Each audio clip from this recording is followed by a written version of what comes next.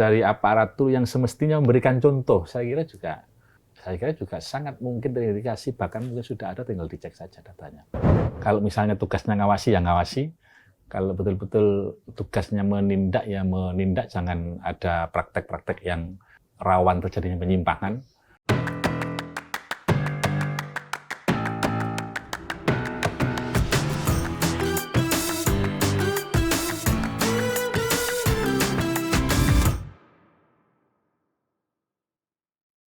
Pergi ke Surabaya bareng Ucok Baba. Pulangnya jangan lupa mampir ke Rujak Cingur.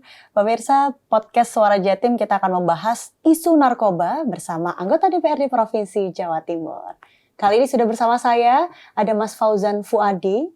Siap. SIKOM Emetkom. Ya. Sehat, Mas? Alhamdulillah sehat. Mbak Belinda sehat. Alhamdulillah sehat. Lama nggak ketemu ya. Lama nggak ketemu, sekarang kita ketemu lagi perdana nih Mas podcast kita. Ya.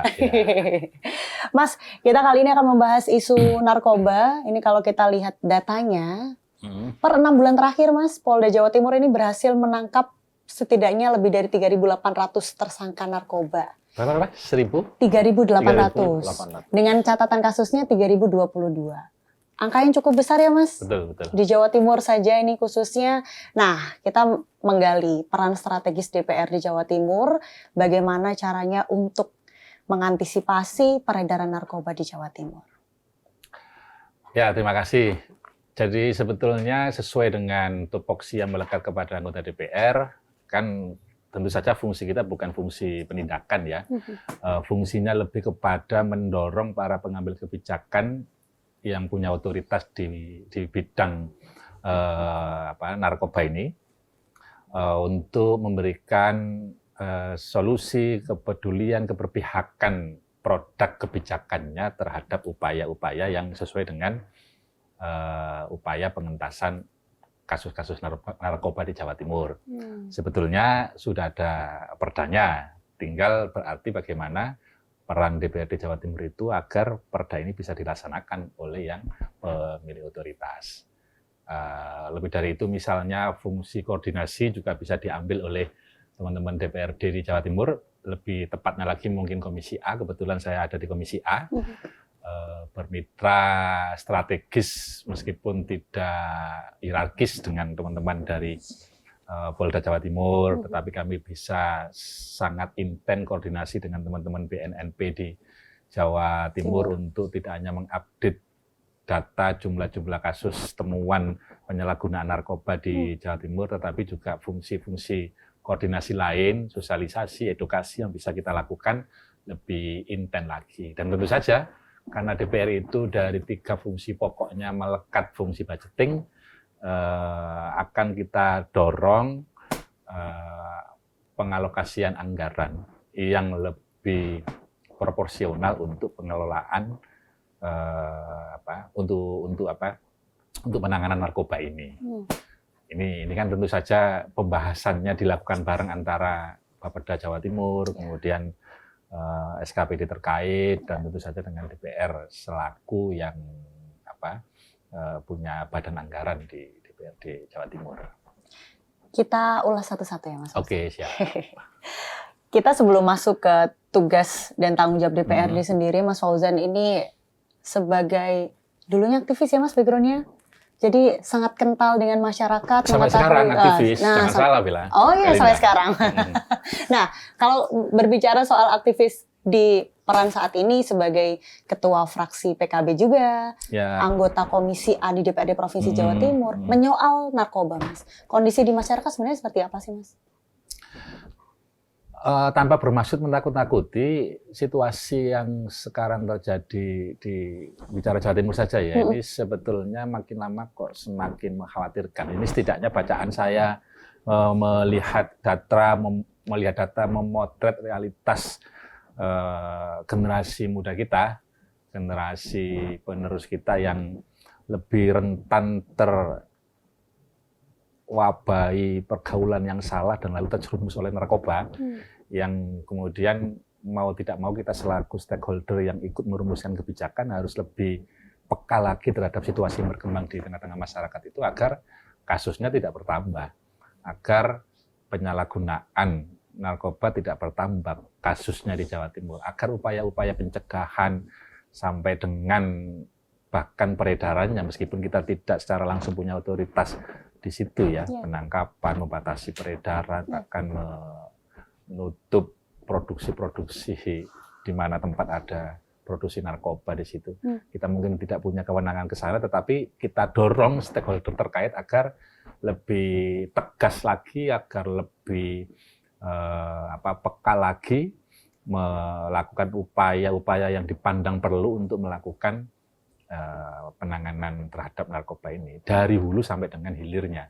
Dari hulunya tentu kita mungkin lebih berperan melakukan edukasi itu seperti apa, misalnya kita mulai dari unit sosial paling kecil di masing-masing keluarga, edukasi itu kita berikan secara menyeluruh, tidak harus melulu edukasi atau fungsi sosialisasi yang di-handle oleh pemerintah, tetapi institusi-institusi sosial yang kita miliki, kan kita kaya akan itu ya, pesantren, lembaga-lembaga di sekolah, kemudian organisasi-organisasi kemasyarakatan, saya kira semua bisa ikut berkolaborasi mendukung suksesnya penanganan narkoba ini. Ya, sekali lagi dari hulu sampai hilir ya.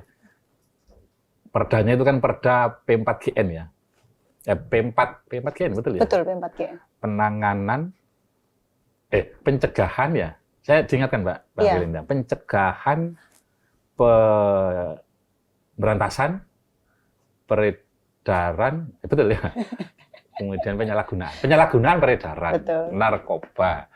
Itu semua mesti harus tuntas, dan saya yakin-yakinnya tidak akan pernah bisa dilakukan hanya oleh satu stakeholder. Kita ketahui misalnya BNNP bekerjasama dengan Polda Krimsus ini ya, Krimsus. Polda narkoba, saling bekerja sama, update datanya, kasus-kasusnya, pendidikannya, edukasinya, macam-macam. Ini tentu berbeda dengan tupoksi yang ada pada kami di DPR. Di DPR kami hanya bisa mendorong koordinasi antar stakeholder terkait ini agar lebih intens terbangun. Kemudian dari pihak yang punya kuasa lebih untuk mengalokasikan anggaran, teman-teman di provinsi agar memastikan bantuan anggaran untuk BNNP juga diberikan porsi yang lebih memadai. Karena kita bicara Jawa Timur ini, mohon maaf, sekedar tempat saja, BNN kota kabupaten itu tidak semua punya tempat loh, tidak semua punya kantor, bukan tempat lah ya, home base-nya itu ada gitu loh. Kayak di Gresik itu dia menaungi seputaran wilayah Pantura, meliputi Lamongan, Bojonegoro, Tuban itu. Oh, jadi kantornya ada di Gresik, tapi dia harus mengawasi seluruh Pantura. Dia areanya itu mencakup wilayah itu. Saya sekali berkunjung ke BNN Gresik itu, yang dekat alun-alun kota Gresik itu, merasakan keluh kesah dari mereka, dan mereka minta perhatian sebetulnya. Kan BNN ini fungsinya lebih fungsi edukasi, meskipun mereka juga nangkep orang. Ya. Tetapi kalau tempat saja tidak punya, sementara misalnya case-nya terjadi di Bojonegoro, case-nya terjadi di Tuban, di Lamongan, sementara tempatnya mereka menahan sementara, melakukan pendampingan, menindak itu di Gresik. Ini kan juga satu problem tersendiri. Sebetulnya tidak harus dibuatkan tempat baru, tetapi kalau ada goodwill dari pemerintah kabupaten setempat untuk memberikan kayak infrastruktur penunjang lah, ada tempatnya lah minimal, setidaknya personil-personil di BNN kabupaten kota itu kan mereka bisa lebih maksimal kinerjanya. Tetapi ini yang sekarang terjadi tidak. Nah, DPRD Jawa Timur bagaimana? Apa yang bisa kita lakukan? Tentu saja ya kita coba semaksimal mungkin mendorong pemerintah provinsi ini untuk melakukan koordinasi secara intens dengan pemerintah kota kabupaten di Provinsi Jawa Timur, agar slogan, jargon, kemudian visi misi terjun di sini ini untuk memberantas narkoba, peredarannya dan semuanya itu tidak hanya semata-mata atau berhenti hanya sebatas jargon, slogan atau visi misi, tetapi betul-betul real di lapangan dilakukan, konkret di lapangan ada langkah-langkah yang bisa dirasakan. Karena terus terang mereka tidak bisa bekerja sendiri. Ini kan sudah seperti gurita yang luar biasa. Indonesia Drug Report tahun 2025, mohon maaf, Jawa Timur itu peringkat 1 loh. Positif tes urin peringkat 1 nasional. Peringkat 1 HIV/AIDS. HIV/AIDS itu ya tentu saja berkelindan erat kisnya dengan penyalahgunaan narkoba. Peringkat 2 kis tahanan narkoba secara nasional setelah DKI. Ini mencerminkan bahwa sebetulnya khusus untuk Jawa Timur ini, kondisi kita terhadap ancaman narkoba ini sudah sangat-sangat mengkhawatirkan sebetulnya. Dia masuk kemana-mana, ke institusi-institusi sosial, bahkan pendidikan yang mungkin kita tidak menyangka-nyangka. Itu kalau tidak kita pikirkan dan tangani betul-betul, ya saya nggak ngerti ini ke depan anak-anak muda generasi kita ini menghadapi perang dengan narkoba ini mereka akan lolos atau justru akan menjadi bagian dari korban-korban berikutnya dari ancaman ini. Agak ngeri ya, Mas? Ngeri sekali. Ngeri sekali. Iya. Oke, tapi kira-kira kenapa kok sampai akhirnya Jawa Timur menduduki peringkat 1 untuk beberapa case yang berkaitan dengan narkoba? Kira-kira kalau Mas Fauzan menilai, akar masalahnya ada di mana, Mas? Satu akar masalah tentu berkaitan erat juga dengan akar masalah yang lain. Satu penyebab tidak dituntaskan solusinya berpotensi mengundang penyebab atau memicu akar masalah di tempat lain. Ini kan misalnya pengangguran anak-anak muda. Kondisi anak muda nggak sekolah, nganggur, nggak kerja, maka pelampiasan yang paling mungkin itu apa? Ya hari ini mungkin ada judol, ada pinjol, main game ya. Tapi salah satu yang paling mengkhawatirkan itu kan mereka terjerumus pada kubangan lingkungan narkoba ini yang membuat mereka mentasnya itu tidak bisa dipastikan, kesulitan. Mereka orang kalau sudah masuk ke kubangan narkoba itu kan mentasnya kan pasti sulit itu, pasti sulit. Case-case yang sering terjadi itu orang itu lagi, dia sudah ditahan, mendapatkan ganjaran hukuman atas penyalahgunaan konsumsi narkoba yang dia lakukan, keluar masuk lagi, tidak lama ditangkap lagi masuk lagi. Orang itu saja, public figure kah atau masyarakat pada umumnya sekalipun, yang sering terjadi itu adalah orang-orang itu lagi. Ya ini seperti mata rantai yang memang harus kita cari pemutusnya di mana. Berarti kan semua saling harus berkolaborasi. Anak mudanya harus diberi pembekalan keterampilan untuk mendapatkan akses pekerjaan yang sesuai. Lalu kemudian dorongan untuk memperhatikan keterpenuhan pendidikan anak-anak kita juga harus disiapkan dengan memadai. Lalu ada faktor-faktor lain yang juga harus dipersiapkan, harus dirancang, diprogram dengan baik agar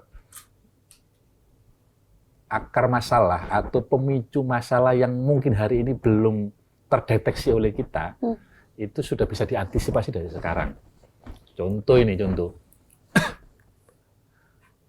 digitalisasi dunia era hari ini, orang begitu cepat mendapatkan kemudahan informasi, mencecap pengalaman atas sesuatu sebagai sebuah pengalaman baru. Mungkin sensor mereka belum bisa akurat untuk membedakan ini boleh dan ini tidak boleh. Ini filter lah ya, Mas. Filternya itu mereka belum bisa mempunyai filter yang cukup kuat, tapi kan kita tidak mungkin menolak ini ke perkembangan teknologi ini. Sudah begitu mengguritanya sehingga orang ketika sudah sakau, orang kalau kecanduan itu apa namanya? Sako ya? Iya. Sako betul ya? Sakau, betul. Masalahnya nggak pernah ini, berarti kan nggak ngerti gitu. Ini maksudnya gimana? Kok Jadi saya yang tahu orang membenarkan? kalau sakau sedang kepingin, dia butuh jaringan yang bisa memenuhi kebutuhannya dia untuk mengkonsumsi itu. Dengan teknologi sekarang, dengan ada channeling yang model sekarang ini, mereka punya komunitas-komunitas, punya grup-grup tersendiri. Dapat kan mereka akhirnya. Justru makin mudah nggak sih? Makin mudah maksud saya, makin mudah. Ini ya pasti sudah terantisipasi. Kalau dulu kan mungkin orang hanya karena faktor karena kumpul-kumpul ya, karena kumpul-kumpul tidak fisik atau harus ketemu betul-betul darat gitu di lapangan. Tapi hari ini kan tidak seperti itu. Ya, saya kira itu semua potensi-potensi masalah penyalahgunaan narkoba yang harus diidentifikasi satu persatu, dan tentu komitmen dari semua stakeholder yang punya otoritas di sini ini harus sering-sering duduk bareng untuk menduduk letakkan ini agar sesuai dengan tugasnya masing-masing. Kan tidak mungkin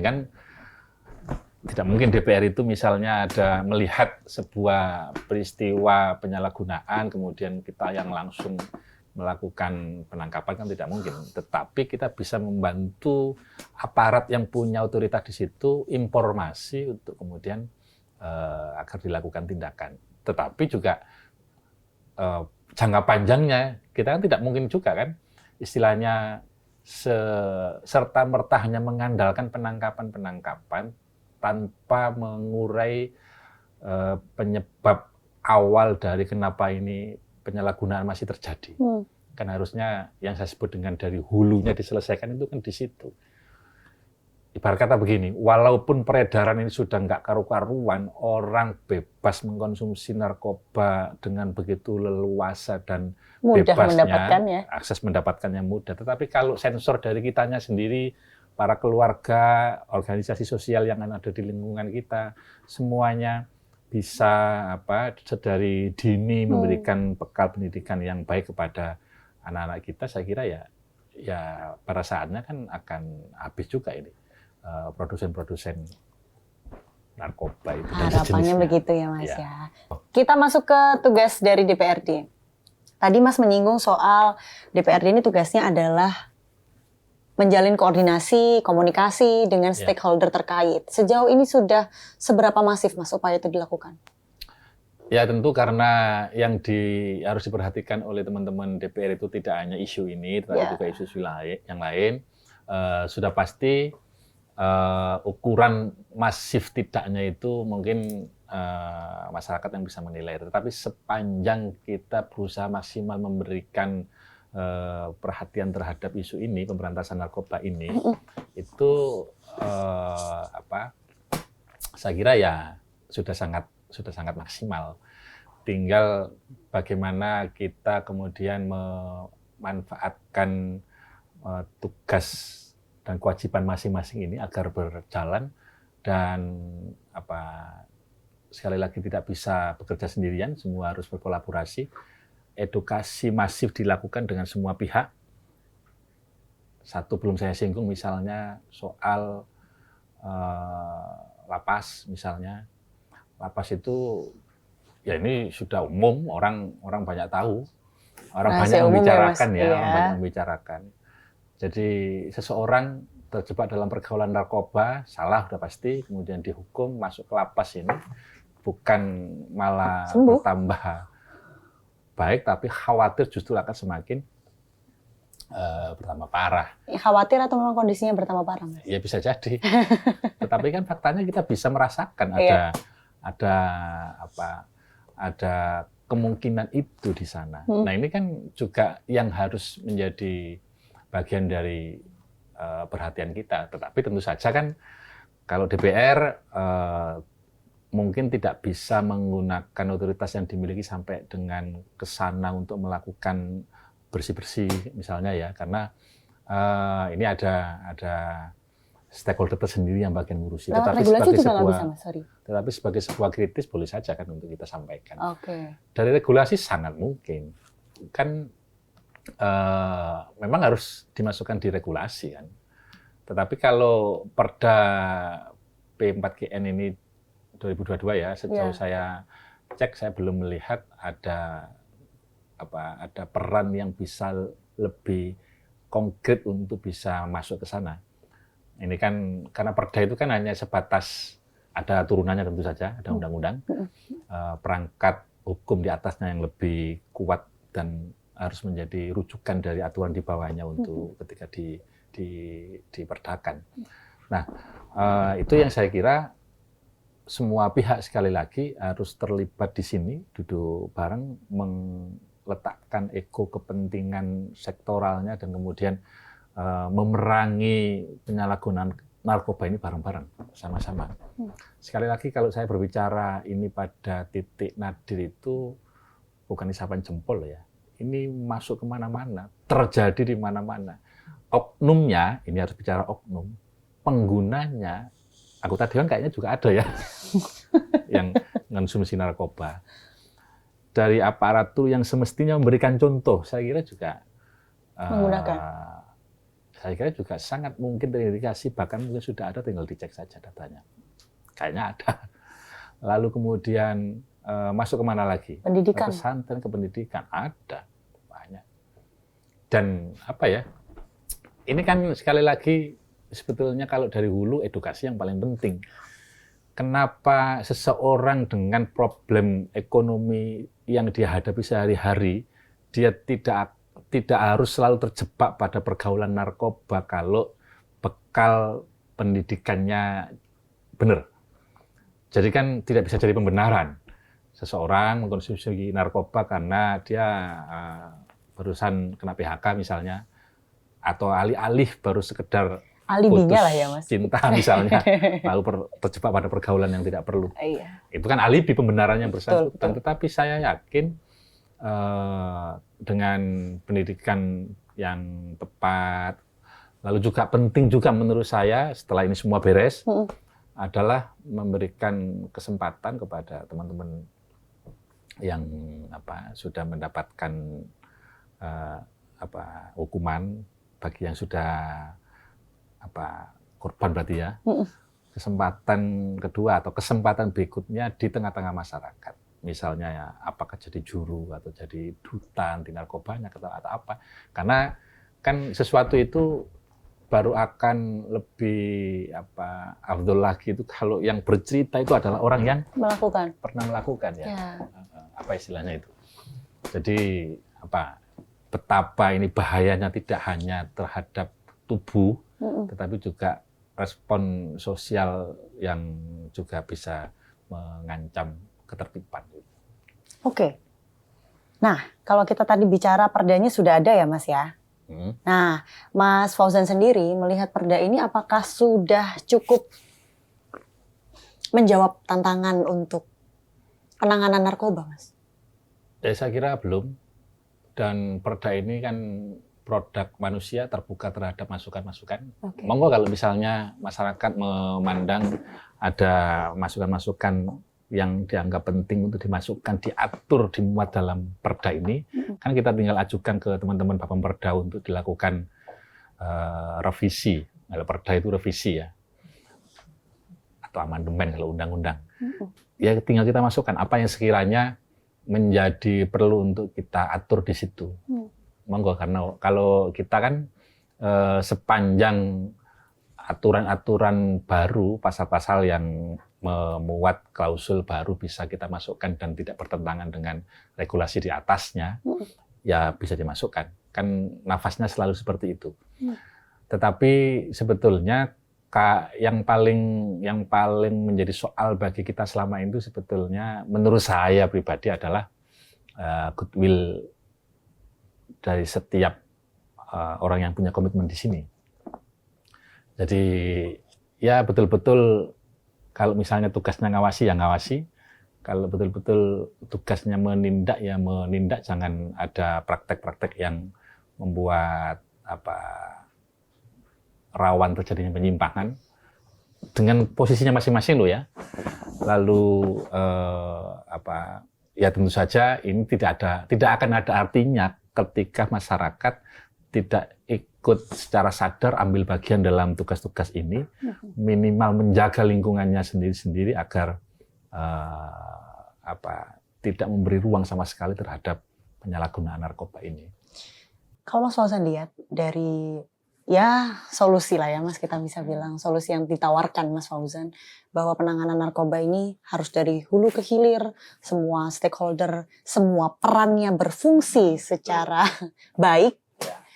Bisa nggak sih Mas dihapus Mas narkoba peredarannya? Ya bisa, pasti bisa. Terus apa yang menjadikan tidak bisa? Ya walaupun ini kayak kita berbicara kejahatan itu, walaupun aturannya sudah sebegitu rupa preventif mengatur supaya kejahatan itu tidak ada, tapi selagi peradaban manusia itu ada, masih ada ego, masih ada nafsu manusia di situ ya, mungkin masih akan ada. Tetapi aturan itu kan dibuat bukan untuk meniadakan sama sekali kasus atau masalah yang sedang terjadi. Jadi justru aturan itu dibuat adalah untuk membatasi, mengatur, mencegah, dan seterusnya itu agar persoalan-persoalan untuk penanganan penyalahgunaan narkoba ini bisa ada payung yang mengaturnya. Jadi kalau misalnya ada orang melakukan penyalahgunaan, ya sudah jelas aturannya, dihukum misalnya setahun 2 tahun, apakah aturannya itu masih relevan untuk kes hari ini atau sudah nggak relevan lagi dan seterusnya.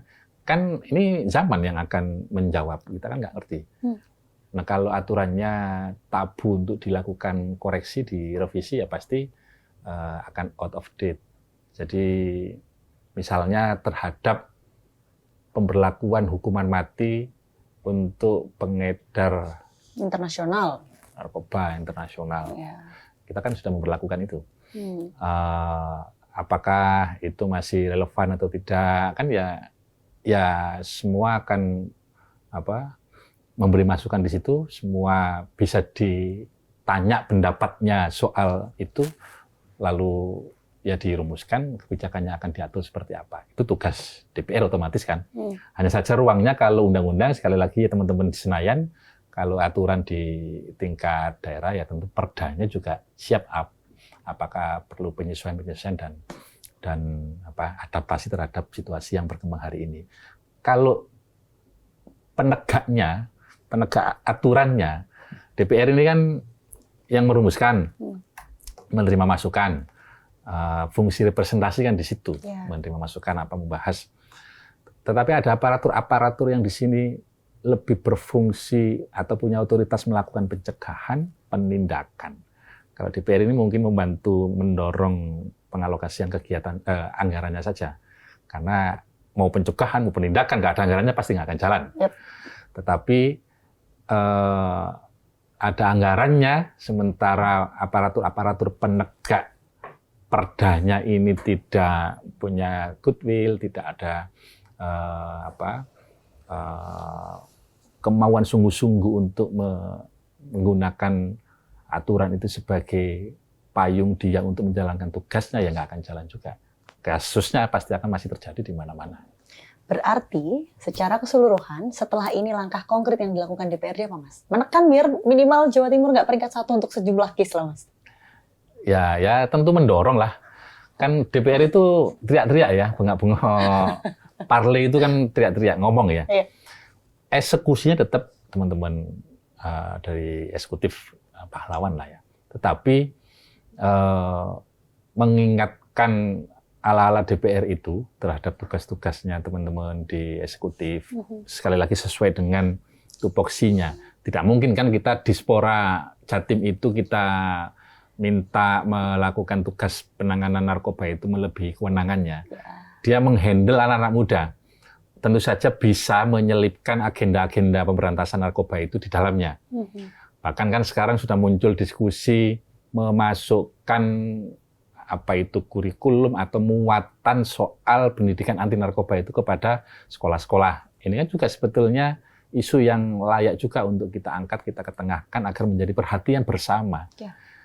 Ya sekurang-kurangnya kalau tidak bisa masuk kurikulum ya ada sosialisasi atau seminar wajibnya lah sekali pada saat setiap anak Masuk menjalani masa orientasi di awal itu ada pengenalan, kemudian pengawasannya bareng-bareng, lingkungan sekolah yang kondusif menjadi barrier terhadap masuknya narkoba di mereka, itu juga mendukung terhadap upaya ini. Di perguruan tinggi nanti juga sama, di tempat-tempat lain yang memungkinkan penyalahgunaan narkoba ini masuk dan ketemu usernya, itu harus kita filter sedemikian rupa agar ruang-ruang tempat menjalarnya peredaran, bertambahnya komunitas pengguna itu bisa semakin kita batasi. Terima kasih Mas Fauzan, perspektifnya. Nggak kerasa kita ternyata udah 30 menit berjalan. Masa sudah 30 menit? Sudah 30 menit ternyata. Ya. Mas, pesan untuk masyarakat Jawa Timur, Mas? Pesan gimana ini? Narkoba, kan kita bareng-bareng harus menjaga. Ya, peran pemerintah itu penting. Peran teman-teman yang sudah punya otoritas untuk mengambil policy di urusan pencegahan narkoba ini penting, tetapi yang juga tidak kalah penting adalah peran serta aktif dari masyarakat semuanya tanpa kecuali, karena pengguna narkoba ini bisa datang dari mana saja dan tidak dari tempat yang terduga-duga, sehingga semua komponen, semua stakeholder ini harus bersatu padu, gotong royong untuk membendung peredaran narkoba ini dari lini-lini manapun lah intinya ya. Karena sekali lagi seperti tadi sudah kita elaborasi dengan panjang lebar, tidak bisa hanya menggantungkan pada satu dua stakeholder tanpa memutus mata rantai ini dari sebab penyebab yang lain yang satu sama lain ini berkelindan erat. Satu ditutup, dibendung, muncul dari yang lain. Orang itu kalau sudah nganggur, ya apa sih pelampiasannya itu kan? Buntu soalnya. Buntu, dia lari ke situ. Sekarang ada judi. Lalu misalnya orang putus sekolah, kemana sih kalau nggak ke situ? Orang gabut, nggak punya aktivitas, sarana prasarana olahraganya tidak memadai di lingkungannya, kemana sih? Yang rentan itu mana? Ya pasti akan pergaulan yang salah ini kemudian mengkonsumsi narkoba, salah kan pergaulan yang salah. Sehingga tanpa disadari sebetulnya menunjang fasilitas-fasilitas olahraga di banyak tempat itu juga penting untuk menggeser haluan aktivitas anak-anak muda kita atau orang-orang gabut kita ini agar tidak pada aktivitas yang tidak perlu, apalagi melanggar hukum dan norma-norma yang lain, tetapi positif, betul-betul positif gitu. Dan itu satu melakukan, lingkungannya melakukan, memberikan contoh bagi tempat dan lingkungan yang lain. Ini saya kira akan menjadi sebuah atmosfer, menjadi habit bersama, dan bukan tidak mungkin ke depannya ketika edukasi ini sudah berjalan dengan baik, bahkan anggaran untuk ini mungkin saja tidak perlu. Karena anggaran bisa digunakan untuk yang lain maksudnya. Karena orang sudah paham kok tentang bahayanya narkoba dan tidak perlulah pelampiasan. Kalau butuh pelampiasan, ya yang muslim baca Quran misalnya, atau apalah cari aktivitas bermutu lainnya, tidak harus kepada pergaulan yang keliru. Lalu kalau sudah tercipta atmosfer seperti itu, kan tidak perlu kan anggaran penindakan, ya tidak perlu. Maksud saya seperti itu. Tapi kapan itu ya kita harus tetap optimis, bisa dalam waktu dekat akan tercapai gitu. Terima kasih. Masa nunggu Mbak Belinda jadi gubernur dulu kan? Akan menambah korban gitu, banyak. Terima kasih banyak Mas Fauzan sudah berkenan berbagi dengan kita sama-sama di podcast DPRD Provinsi Jatim, di podcast Suara Jatim. Mas Fauzan semoga sehat selalu. Amin. Kita jaga Jawa Timur bareng-bareng ya Mas. Amin, siap. Pemirsa, demikian podcast Suara Jatim kali ini. Nantikan episode-episode selanjutnya. Yang jelas kita akan selalu membahas isu-isu hangat yang bermanfaat untuk masyarakat. Demikian podcast Suara Jatim. Terima kasih Mas Fauzan.